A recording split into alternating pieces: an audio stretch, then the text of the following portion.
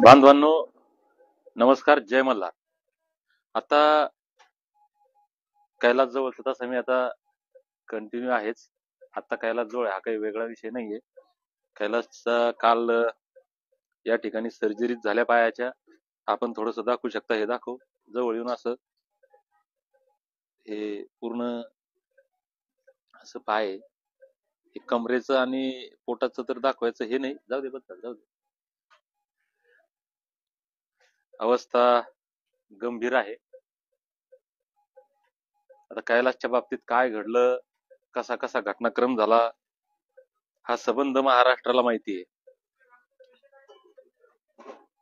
मी पहिल्या दिवसापासून म्हणतोय, निश्चितपणे काही लोक याला जातीय रंग देण्याचा प्रयत्न करतात, पक्षीय धार्मिक रंग देण्याचा प्रयत्न करतात.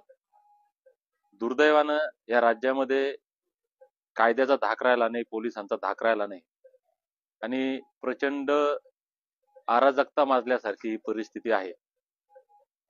मी एक विनंती तत्पूर्वी करेल, जे बांधव या ठिकाणी हे लाईव्ह पाहत आहेत त्यांनी कृपया जास्तीत जास्त हे शेअर करावं. कारण आपली मीडिया सोशल मीडिया, दीपक बोराडेचा आवाज सोशल मीडिया. कारण जी मीडिया आहे ती मीडिया आपला आवाज ऐकत नाही. कारण मी जे बोलतो हे दाखवायला मीडियाला इंटरेस्ट नसेल कदाचित. म्हणून मी आता बऱ्याच बांधवांसोबत त्या खोलात जात नाही, तिकडे मला त्या विषयाकडे जायचं नाही. पण आपली मीडिया सोशल मीडिया.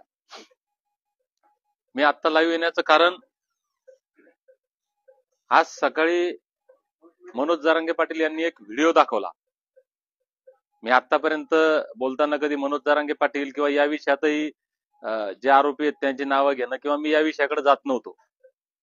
परंतु जरांगे पाटलांनी एक 2 दिवसापूर्वी जरांगे पाटलांचा फोन आला होता आणि ते कैलास सोबत बोलले. मला बरं वाटलं त्या दिवशी. तसं जरांगे पाटलाविषयी काही फार राग आहे असा काही विषय नाही.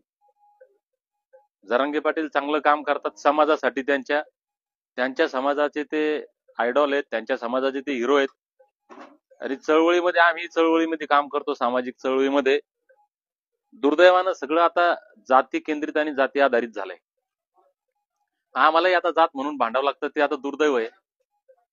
तसं दीपक बोराडेला जे लोक ओळखतात त्यांना सगळ्यांना माहिती आहे की मी जात पाहून कधी भांडलो नाही. माझे भरपूर आंदोलनं झाले. ते पोलिसांसाठीचे आंदोलन असतील, विद्यार्थ्यांसाठीचे असतील, शेतकऱ्यांसाठीचे असतील. आणि मला कोणाचाही फोन आला तर मी त्याची जात आणि पक्ष कधीच विचारत नाही. मला असं वाटलं की माझी इथं गरज आहे तिथं मी जातो धावून. हे गेल्या म्हणजे पोलीस खात्यात 10 वर्ष नोकरी केली त्यावेळेसचाही माझा ट्रॅक आहे आणि नंतरच्या 10 वर्षात मी जे राज्यभर काम करतो त्याचा सुद्धा एक ट्रॅक रेकॉर्ड आहे की मी जात धर्म पक्ष याच्या पलीकडे काम करतो. खरं म्हणजे मी एकच जात मानतो ती म्हणजे माणूस, एकच धर्म मानतो ते म्हणजे माणुसकी. पण दुर्दैवानं सगळं जाती आधारित चाललंय. ज्या जातीत जन्माला आलो त्या जातीचा मला लेबल लागलंय, मी धनगर आहे तर आहे. व त्या धनगरांसाठी मी बोललो तर त्याचा जातीवाद होत असेल त्याला इलाज नाही. मी जरांगे पाटलांविषयी बोलत होतो, मी अजून कधी बोललो नाही जरांगे पाटलांविषयी.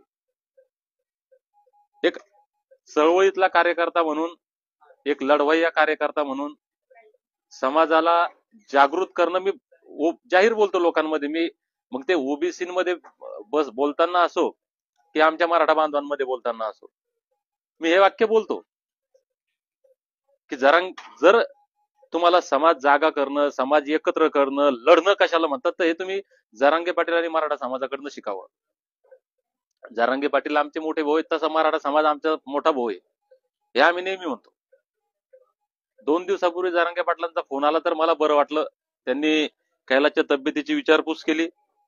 कैलासला म्हणले की काळजी घे भैया, आम्ही तुझ्या पाठीमागे ताकदीन आहे, घाबरू नको. आणि मी अशी अपेक्षा करत होतो की कदाचित एखाद्या दिवशी जरांगे पाटील आता कैलासला भेटायला येतील.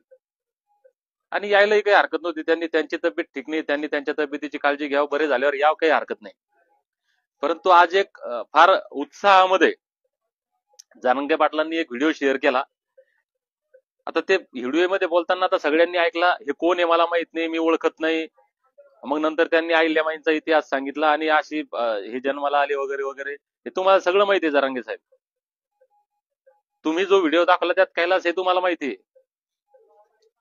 तुम्ही त्याची चूक दाखवली, हरकत नाही, त्याची चूक आहे हे मी सकाळी बोललो, मान्य आहे आम्हाला, मला त्या खोलात जायचं नाही. परंतु मला प्रश्न पडतो जरांगे साहेब, की तुम्ही ज्यावेळेस धनगर आमच्या आरक्षणाचा प्रश्न चालू होता, माझ्याशी मी उपोषणाला बसलेलो होतो पंढरपूरला, तुम्ही माझ्याशी पंढरपूरला बोलले, त्याच्यामुळे तुमच्याविषयीचं आमचं मत अजून चांगलं झालं, की तुमच्या मनामध्ये खरंच आमच्याविषयी काहीतरी कुठेतरी जिव्हाळा आहे, प्रेम आहे, आमच्याबद्दल काहीतरी वाटतं. पण आज तुम्ही व्हिडिओ ज्यावेळेस केला, तर मग माझ्यासारख्या कार्यकर्त्याला सुद्धा आता प्रश्न पडला, की जे लोक बोलतात तुमच्याविषयी त्यात खरंच आता काहीतरी तथ्य असलं पाहिजे. की तुम्ही दाखवत जरी असलात सगळ्या जातींसाठी मी काहीतरी भांडतो किंवा करतो, पण मला नाही वाटत ते आता. कारण तुम्ही आज कैलासचा व्हिडिओ शेअर केला, तुम्ही परवा कैलास सोबत बोलले, परवा की काल बोलले रे कैलास, काल की परवा, त्याला त्याचं काही नाही, पण काल की परवा बोलले, परवा बोलले, काल नाही बोलले. तुम्ही 8 दिवसापासून तुम्हाला हे प्रकरण माहितीये, म्हणून तुम्ही परवा फोन केला, कैलास सोबत बोलले. बघ जरांगे साहेब,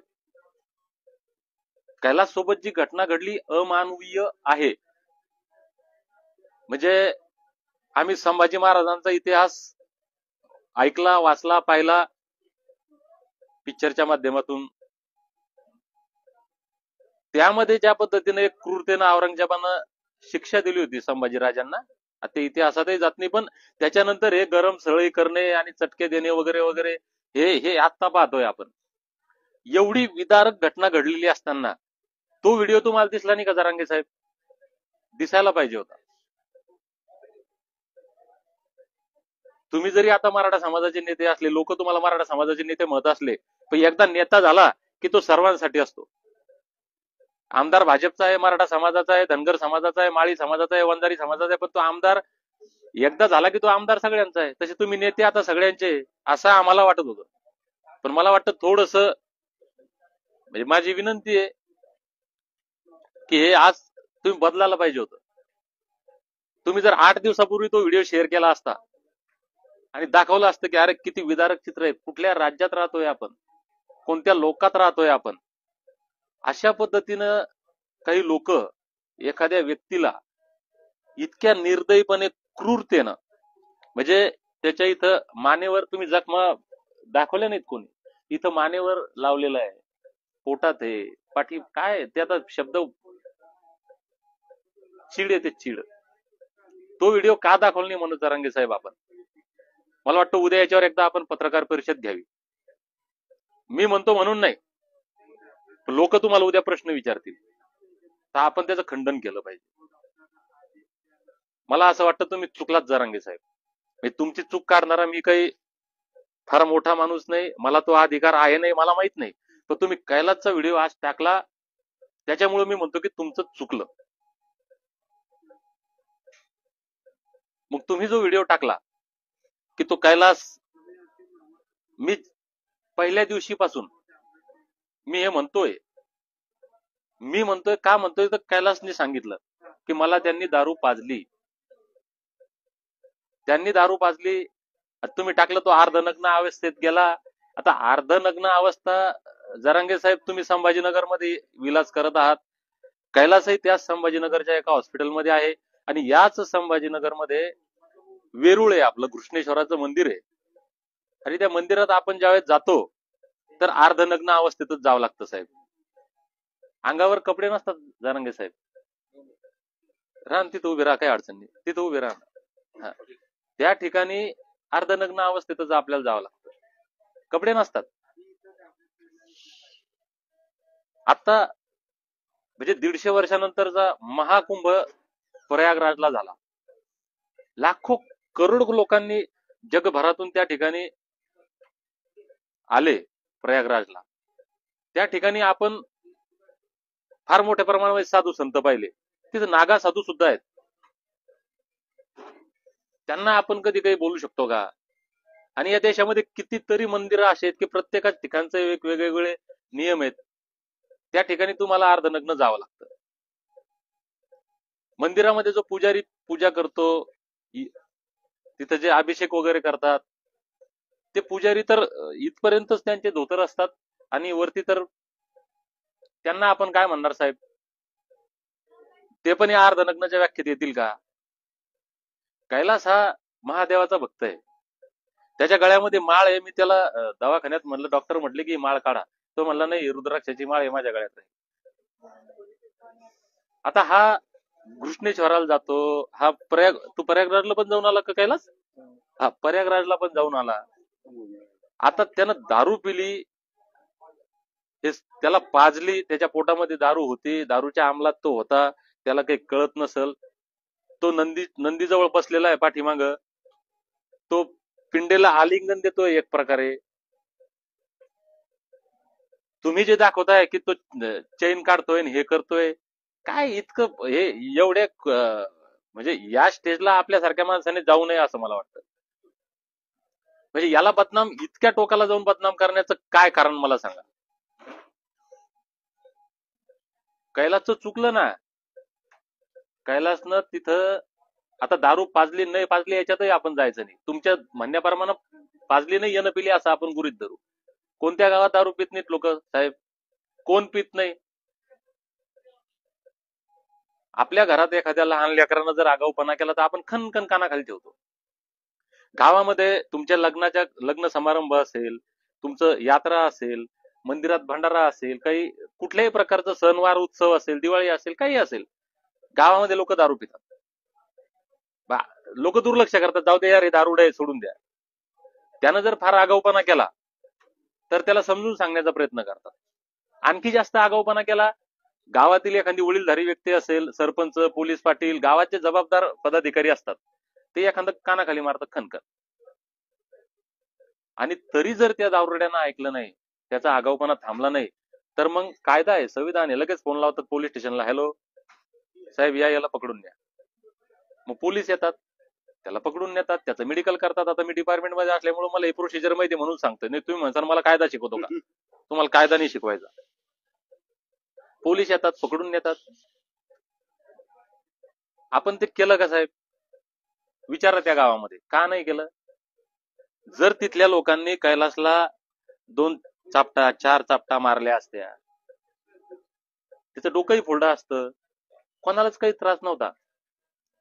त्याला पोलीस स्टेशन मध्ये दिलं असतं, पोलिसांनी मारलं असतं, अडचण नव्हती. त्याला 8 दिवस 15 दिवस महिनाभर जेलात ठेवलं असतं, कोणाला अडचण नसती राहिली. अडचण कुठं झाली साहेब? आम्हालाही अडचण नसती राहिली, आम्ही काही समर्थन नसतं केलं त्याचं. नालाय का तू दारू पिला? तो जरी म्हणला आम्हाला पाजली नाही, ते सोडून द्या तो विषय, आम्ही म्हणतो पिला. नालाय का तू दारू पिला, मंदिरात गेला, जायला नव्हतं पाहिजे, चुकला तू. मग साहेब, बाबासाहेबांनी या देशाला अप्रतिम असं संविधान दिलंय, या ठिकाणी तुम्ही प्राणी मात्राला मारू शकत नाही, असे कायदे आहेत. मग हे तुम्ही या संविधानाला मानत नाहीत का? तुम्ही या कायद्याला मानत नाहीत का? तुम्हाला अधिकार दिला कोणी याला इतक्या या पद्धतीनं मारण्याचा? बरं तुम्ही याला चापटाबुक्क्यांनी मारलत का? तुम्ही याचं डोकं फोडलं का? अरे तुम्ही 20-25 लोक घोळका करून त्याला तप्त्या त्या लालबुंद झालेल्या त्या भट्टीमध्ये तो लोखंडी रॉड लालबुंद करून तुम्ही त्याला मारताय, त्याला चटके देताय. जखमा पहा साहेब, जरांगे साहेब तुम्हाला विनंती आहे माझी की तुम्ही उद्या या इथं हॉस्पिटलला, याच्या जखमा पहा आणि मग बोला एकदा. कदाचित तो व्हिडिओ पाहून तुम्हाला त्याची दाहकता लक्षात नसेल आली. तुम्ही खरंच या हॉस्पिटलला, या डॉक्टरांशी चर्चा करा. डॉक्टर मला पहिल्याच दिवशी ज्यावेळेस ते सगळं ट्रीटमेंट झाली आणि संध्याकाळी म्हणले की दीपकराव तुम्ही जर याला आणलं नसतं तर हा वाचला नसता. विचारा डॉक्टरांना काय परिस्थिती आहे. त्याच्या ह्या पार्श्वभागामध्ये त्याच्या लोखंडी रॉड तो जाळलेला घातलेला आहे. कशाबद्दल? काय काय काय नेमकं डोक्यात होतं लोकांच्या? हा प्रश्न कधी आपल्याला पडला नाही का बरं साहेब? पडायला पाहिजे. तुम्ही फार मोठे व्यक्तिमत्व आहे, तुमचा शब्द या मीडियाच्या कानामध्ये पक्का जातो आणि आमच्या मीडियावाल्या भावांनी ते ठरवलेलंच आहे. इकडून जरांगे पाटील बोलले की लगेच हाके सर, जरांगे पाटील असं म्हणले, हाके सर असं म्हणले की लगेच धस साहेब असं म्हणले, लगेच अंजलीताईकडे गेले, अंजलीताईकडे गेले लगेच आमचे वाघमारे आबाकडे आले, वाघमारे आबाकडे ऐकलं लगेच जरांगे पाटलाकडे गेले. हे टीआरपी चाललंय फक्त. म्हणजे इकडून हाके सरांनी काही म्हणलं की जरांगे पाटलांनी काही म्हणायचं, जरांगे पाटलांनी काही म्हणलं की तिकडे आमच्या नवनाथ बाबांनी काही म्हणायचं, त्यांनी काही म्हणलं की दमाने आता आहेच जिंदाबाद, मै बी हू बीच में. मग धस साहेबाचं तर मुन्नीन सुन्नीन काय काय चाललंय. धस साहेबाचे आता पहा दिवाळ काय दिसू राहिले. लोकांना आका म्हणतात, आता हे खोक्याचे आका. मला त्या प्रकरणात जायचं नाही. मीडियावाल्या बांधवांना माझी विनंती आहे, भावांनो थोडस काही अशी तिसरी बाजूही दाखवत जा ना. आमच्यासारखे लोक बोलणारे आहेत ना मध्ये, जरा तिसरी बाजू दाखवा. चाललंय पेटवा पेटवी पेटवा पेटवी पेटवा पेटवी चालली सगळी. फक्त मी पहिल्या दिवसापासून म्हणतोय की ज्या आरोपींनी हा गुन्हा केला हा अत्यंत क्रूर अमानवीय असा आहे, अत्यंत निर्दयी आहे. जर तुम्हाला याचा मंदिरात जाण्याचा इतका मोठा गुन्हा दिसला, मी हिंदू आहे, सगळेच हिंदू आहेत ना साहेब, तो बी हिंदूच आहे ना, त्याच्या अंगात जास्त भक्ती आली साहेब. हा याचा व्हिडिओ आपण जाळतानाचा आहे का? तो म्हणतो महादेव माझं रक्षण करल. ज्यावेळेस त्याला जाळलं तो म्हणतो देवा तू माझ्यासोबत लय वाईट केलं रे. आणि ज्यावेळेस हॉस्पिटलमध्ये इथं आला तर महादेवानंच मला वाचवलं म्हणतो. म्हणजे हा वेळ आहे त्या भक्तीमध्ये. याला जाळलं तरी म्हणतो देवा लय जास्त झालं, आणि वाचलं तर म्हणतो देवानं वाचवलं. तसेही धनगर साधे भोळे येडेच आहेत ना, म्हणून आमच्या वाट्याला हे दिवस आलेत आता. जर याचा फक्त दारू पिऊन मंदिरात जाणं इतका मोठा गुन्हा असेल साहेब, तर याला जाळणं किती मोठा गुन्हा आहे.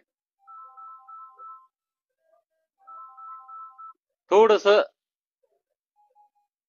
100% तुम्ही जातीय चष्म्यातून या गोष्टीकडे पाहिलेलं आहे. राहिला आता तो विषय तुमचा आरोपींचा. मी पहिल्याच दिवशी सांगितलं तिकडून व्हिडिओ यायला लागले. मी पहिल्या दिवशी सांगितलं आरोपीला जातीच्या नावाखाली आरोपीच्या कठड्यात उभं करणं आणि जातीच्या नावाखाली कठड्यातील आरोपीला बाहेर काढण्याचा प्रयत्न करणं म्हणजे वाचवणं. म्हणजे जातीच्या नावावर फसवणं आणि जातीच्या नावावर वाचवणं, या दोन्ही गोष्टी समाजद्रोही आहेत. या दोन्ही विचारधारा, या दोन्ही मानसिकतेचे लोक हे समाजद्रोही आहेत, मानवताद्रोही आहेत. माझा सक्का भाऊ जरी असेल चुकला ना, त्याला चूक म्हणण्याची ताकद आपली पाहिजे. आम्ही म्हणतो कैलास चुकला, कैलास त्या मंदिरामध्ये गेला, त्याला दारू पाजली पिला, तो वेगळा भाग आहे, चुकला चला. मग त्याच्या चुकीची शिक्षा देणारे तुम्ही कोण? बरं त्यात आता मला एक प्रश्न विचारायचा आहे आपल्याला साहेब, आपण याचं उद्या खंडन करावं.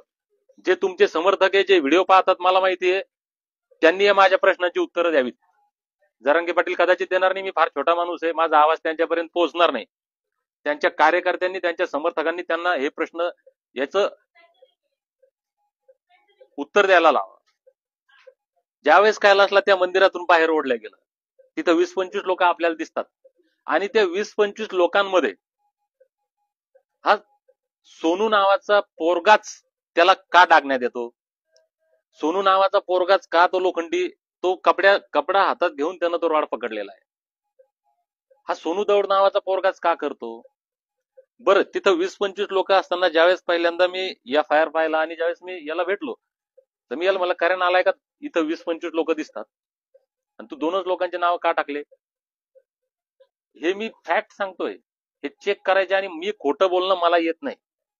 महाराष्ट्रातल्या जनतेला माझं आवाज आहे, मी जे बोलतो ते खरं बोलतो. चुकून जर खोटं बोललं तर कबूलही करतो की चूक झाली असं, खोटं तोंडातून निघून गेलं.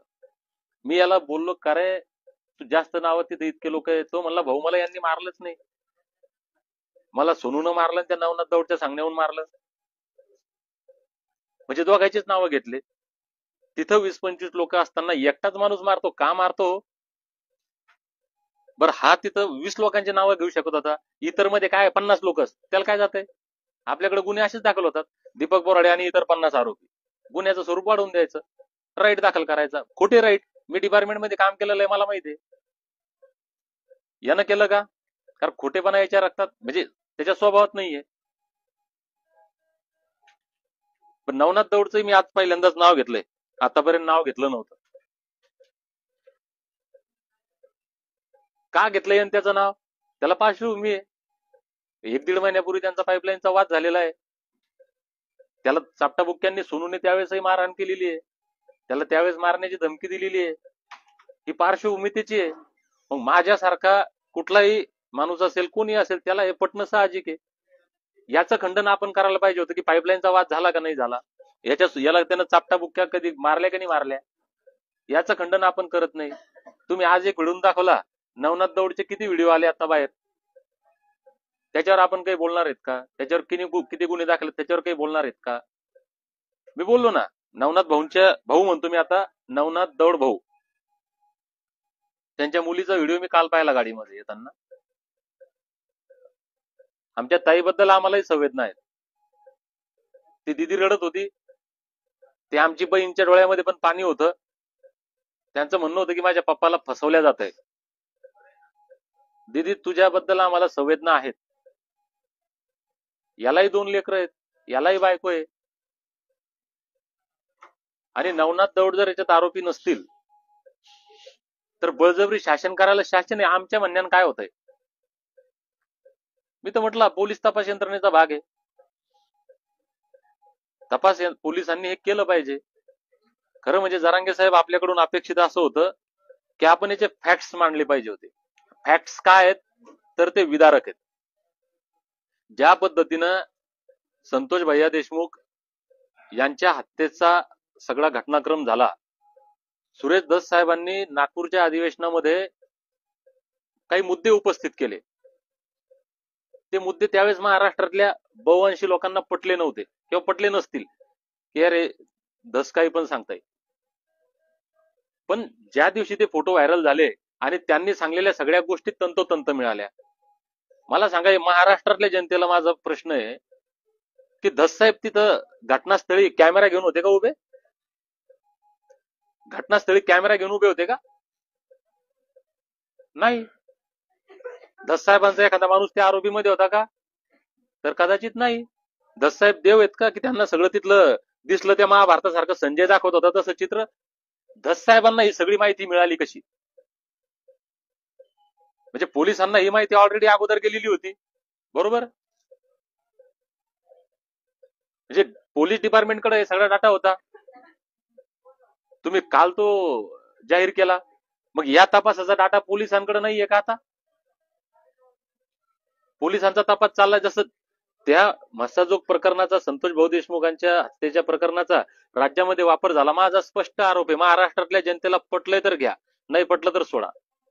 या राज्यामध्ये जातीमध्ये, धर्मामध्ये तेढ निर्माण करून राजकीय पोळ्या भाजण्याचं फार मोठं षडयंत्र चाललंय. पहिल्यांदा ओबीसी मराठा वाद लागला, त्यात हे राजकारणी यशस्वी झाले. मराठा वंजारी वाद लागला, त्यात तर हे जसं आपण म्हणतो पिक्चर सुपर डुपर हिट झाला, त्यातही यशस्वी झाले.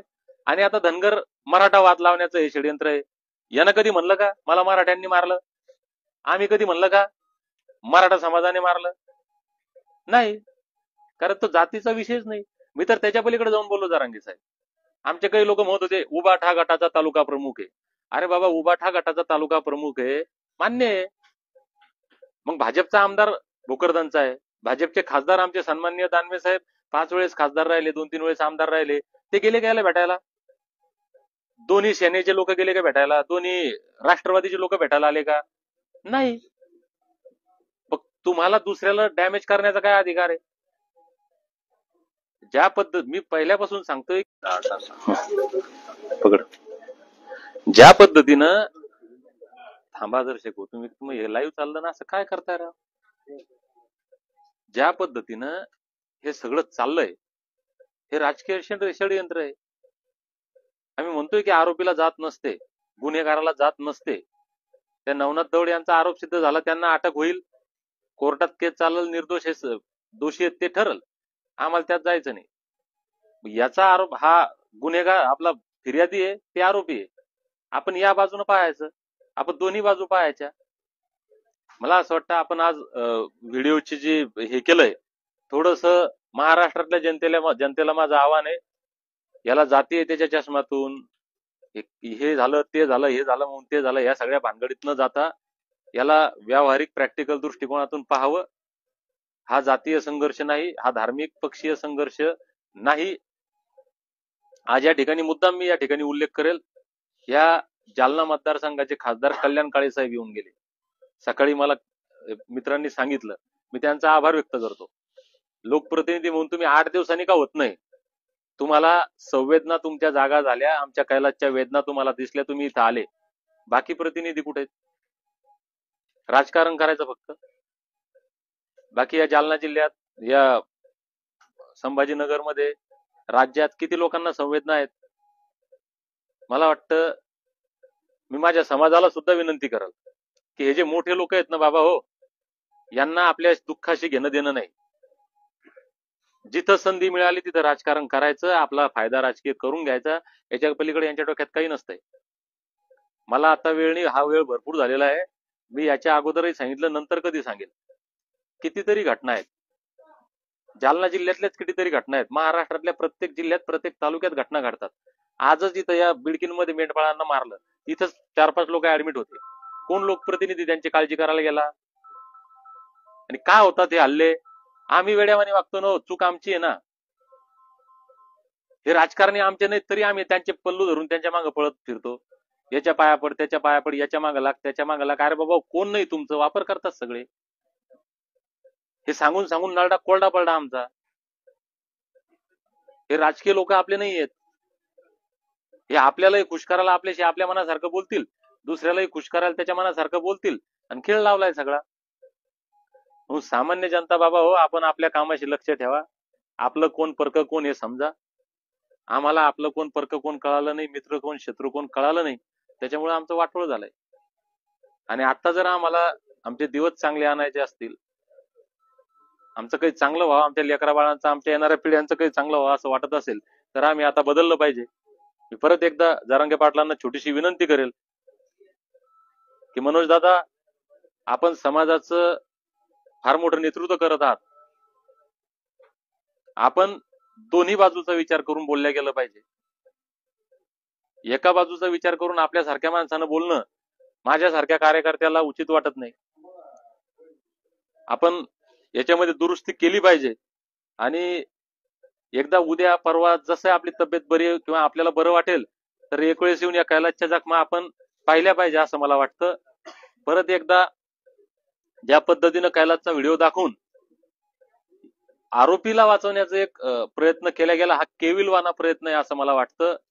उद्यापासून लोकांनी थोडंसं वेगळ्या याने विचार करावा. मीडियावाल्या बांधवांनी जरा तिसरी बाजू दाखवायचा प्रयत्न करावा. आणि त्या आरोपितांना अटक कशी होईल, याची तब्येत बरं होऊन याचं मनोबल आजही त्याला बोलण्याला तो दचकतोय, भेदरलेला आहे आता सुद्धा. तर साधे भोळे लोक आहेत, अडाणी लोक आहेत. राजकारण, छलकपट, हे छक्केपंजे, खोटं नाटं, ह्या भानगडी या लोकांना माहिती नाहीयेत. म्हणून सगळ्या जनतेला आवाहन करतो की आपण थोड्याशा फॅक्ट समजून घ्याव्यात. या ठिकाणी कुणावर आरोप करणे, कुणाला दोषी ठरवणे हा माझा उद्देश नाही, परंतु जी फॅक्ट आहे, जे वास्तव आहे, हे थोडंसं लोकांपर्यंत यावं यासाठी मी लाईव्ह आलो. मी परत एकदा शेवटची विनंती सर्वांना करेल की आपण जास्तीत जास्त प्रमाणात हे शेअर करावं. तुम्हाला जर वाटलं असेल की दीपक बोराडेचं बोलणं योग्य आहे, तर कृपया कमेंट करा. माझं काही चुकलं असेल तर कृपया कमेंट करा. मी आत्मचिंतन करेल, आत्मपरीक्षण करेल माझं काय चुकलं, आणि निश्चितपणे तुमच्या सूचनेप्रमाणे त्यात दुरुस्तीही करता येईल. पण जर तुम्हाला योग्य वाटलं तर हे जास्तीत जास्त बांधवांपर्यंत शेअर करा, कारण आपली मीडिया सोशल मीडिया. धन्यवाद.